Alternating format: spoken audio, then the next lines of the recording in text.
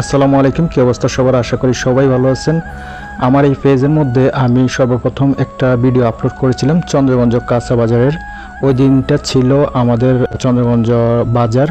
তো আজকে অন্যরকম একটা দৃশ্য দেখানোর জন্য আজকে চলে আসলাম। আজকে আমাদের চন্দ্রগঞ্জ বাজারে একটু বৃষ্টি হয়েছে, আর একটু বৃষ্টি হলেই আমাদের এই বাজারের রাস্তাটার মধ্যে পানি একদম বাসা বাসা হয়ে যায়, অনেক বেশি পানি হয়ে যায়।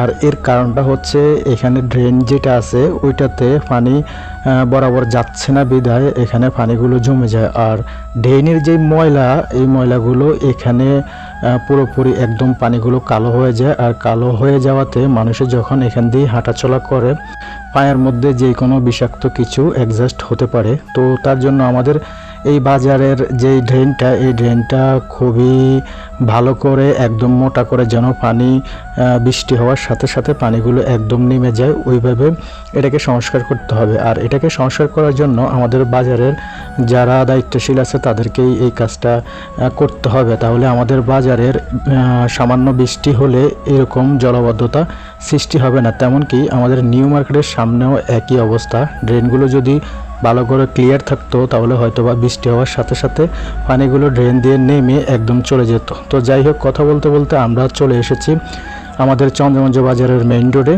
এখন চলে যাব মেইন রোড দিয়ে আমাদের গন্তব্যে। তো এখানে এসে দেখি এখানেও চন্দ্রগঞ্জ বাজারে সিএনজির যে একটা ঝামেলা থাকে সব সময়, এর কারণেই এখানে প্রায় সময় জ্যাম লেগে থাকে। আমাদের চন্দ্রগঞ্জ বাজারে একটু বৃষ্টি হলে পানির যে জলাবদ্ধতা, ওই জলাবদ্ধতা সৃষ্টি হয়ে যায়। তো ধন্যবাদ সবাইকে, ভালো থাকবেন, সুস্থ থাকবেন। আবার দেখা হবে কোনো এক জনস্বার্থের ভিডিও নিয়ে। আসসালামু আলাইকুম, আল্লাহ হাফেজ।